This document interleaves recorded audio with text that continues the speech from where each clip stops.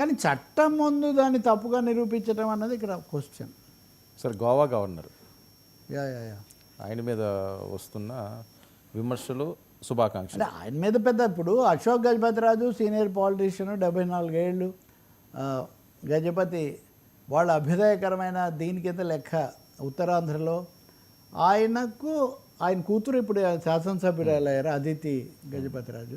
ఈ అసంతృప్తి జాబితాలో ఆమె కూడా ఉన్నారు. ఆయనకు హఠాత్తుగా నిన్న గోవా గవర్నర్గా నియమిస్తున్నట్టుగా వచ్చింది. సో తప్పకుండా సన్మానం అందరూ ఓకే రాజుగారికి వచ్చిందనే భావిస్తారు. ఆయన వాళ్ళ అన్నయ్య అశోక్ గజపతిరాజు, ఆనంద గజపతిరాజుకు మరింత మంచి ఇది ఉండేది పేరు. ఆయన ఇంకా కొంచెం పుస్తకాలు ఈ గొడవ ఎక్కువగా ఉండేది. ఈయన పూర్తిగా తెలుగుదేశం పార్టీ సీనియర్, ఆయనకు వచ్చింది. విమానయాన శాఖ మంత్రిగా కూడా ఉన్నారు. కానీ గోవా గవర్నర్ అనే కొరత, ఆయన అభిమానులు కూడా ఇంత పెద్ద రాజుగారికి ముందే విజయనగర రాజులకు వాళ్ళు మంచి పేరే ఉంది. గోవా అనేది ఏదో ఇంతకంటే కొంచెం ఒక తెలుగువారి ఆత్మగౌరవం ఇనుమడించింది అని ఓ ప్రకటనలు ఇవన్నీ వస్తుంటే, తెలుగువారి ఆత్మగౌరవాన్ని అక్కడ గోవాకి వెళ్ళి ఆ చిన్న రాష్ట్రానికి ఇంత పెద్ద రాజును కుంజర యూధము దోమ కుత్తుకది వచ్చానని తెనాలి రామకృష్ణలో ఒక సమస్యాపూర్ణం ఇస్తాడు. కుంజర యూధము దోమ కుత్తుకది వచ్చాను అంటే అప్పుడు తెనాలి రామకృష్ణుడు దాన్ని పరిష్కరిస్తాడు. ఏమని, పాండవులు అజ్ఞాతవాసంలో విరాట్ రాజు కొలువులో ఉన్నారు, ఇంత పెద్ద సామ్రాజ్యానికి వారసులు, తర్వాత మహావీరులైన పాండవులు వెళ్ళి విరాట్ రాజు కొలువులో ఉండటం అన్నది, అది కూడా మారు పేర్లతో, కుంజర యుద్ధం అంటే ఏనుగులు వెళ్ళి దోమ కుత్తుగా వచ్చాను అన్నట్టుగా. సో ఈ చిన్న గోవాకి ఇంత పెద్ద రాజుగారు వెళ్ళటం అన్నది ఏంటి అనేది ఒకటి.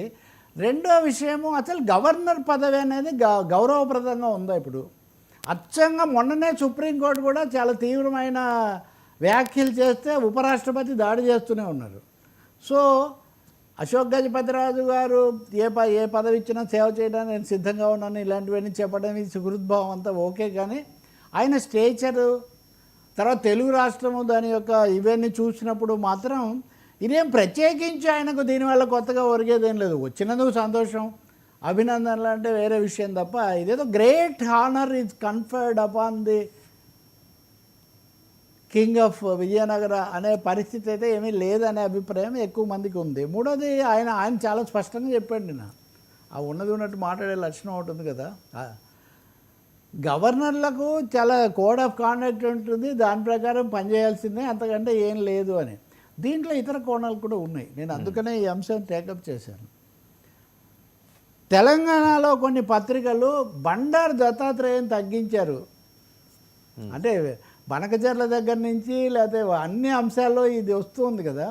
బండారు దత్తాత్రేయ లాంటి ఆయన ఉన్న ఒక ఆయన్నేమో తగ్గించి మీరు గజపతి గారికి అక్కడ ఆనంద గజపతి గారికి ఇస్తున్నారు అనే ఒక అది కూడా ఈరోజు పత్రికల్లో అది కూడా ఒక వెర్షన్ మనము చూస్తాం అన్నమాట.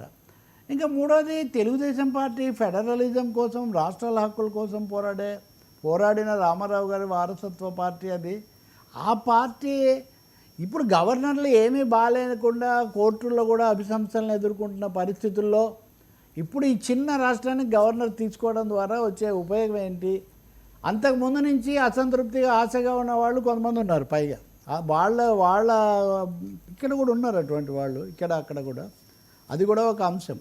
మీరు ఈరోజు చూడండి, కేరళ గవర్నర్ ఆయన ఈ మధ్య నియమించారు కొత్తగా. ఆయన పాలించే పార్టీ అక్కడ సిపిఎం అనుకోండి, పాలక party. CPM ideology is inhuman అని ఒక ప్రకటన చేశాడు గవర్నర్. అంటే తను పాలించే గవర్నర్లు రాజకీయాలకు అతీతం అని అంటూనే, ఎందుకు అన్నాడంటే ఏదో ఆర్ఎస్ఎస్ ఆయనకు రాజ్యసభ చైర్మన్ ఇచ్చారు, రాజ్యసభ పదవి ఇచ్చారు మెంబరు. రాజ్యసభ పదవి ఇస్తే ఆయనకు ఏదో దాడిలో ఆయన కాళ్ళు పోయాయి, అదంతా నిజమే. కానీ ఆర్ఎస్ఎస్ బాస్గా ముఖ్య పాత్ర వహించే వ్యక్తికి మీరు రాజ్యసభకి ఇచ్చారు అని రాజకీయ వ్యాఖ్యలు వస్తాయి కదా సహజంగా. రాగానే ఇది ఇన్హ్యూమన్ అని. కాశ్మీర్ గవర్నర్ గురించి చెప్తున్నాం మేము, సక్సేనా. ఆయన నిన్న ఇంటర్వ్యూలు ఇచ్చాడు. కాశ్మీర్లో ఎప్పటి నుంచో వాళ్ళు అమరుల దినోత్సవాన్ని ఒకటి జరుపుకుంటూ ఉంటారు. అమరుల దినోత్సవాన్ని అనుమతించకుండా ఉండడం కోసం ముఖ్యమంత్రి ఒమర్ అబ్దుల్లాను కూడా గృహ నిర్బంధం చేశారు. ఓకే, మీరు ఊహించగలుగుతారా? ముఖ్యమంత్రిని గృహ నిర్బంధం ఇది చేసిన తర్వాత ఆయన గోడ దూకిపోయి అమరుల దినోత్సవం జరుపుకున్నారు. నేను ఈ రెండు ఉదాహరణలు మీకు ఎందుకు ఇస్తున్నానంటే, రాష్ట్ర ప్రభుత్వాల మీద రైడ్ చేయడానికే గవర్నర్ల పోస్టులు ఉపయోగిస్తున్నారు అన్నారు.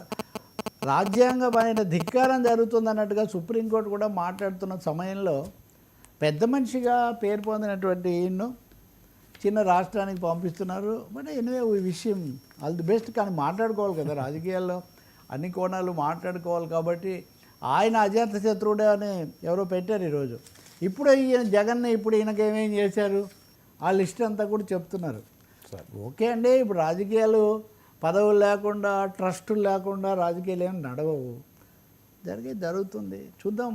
ఆనంద గజపతి అశోక్ గజపతి రాజు గారు కొత్త సంప్రదాయాలు గోవాలో ఏమైనా వరవడి పెడతారేమో మనం గమనించాలి. ఏదైనా ఒక అందుకైతే మెచ్చుకోవచ్చు.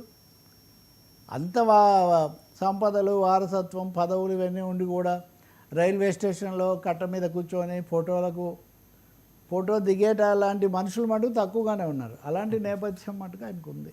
అది నిజం. Thank you so much Rao గారు. ఇది నటి ఫ్రాంక్లీ తెలపల్లి. Stay to 9 news.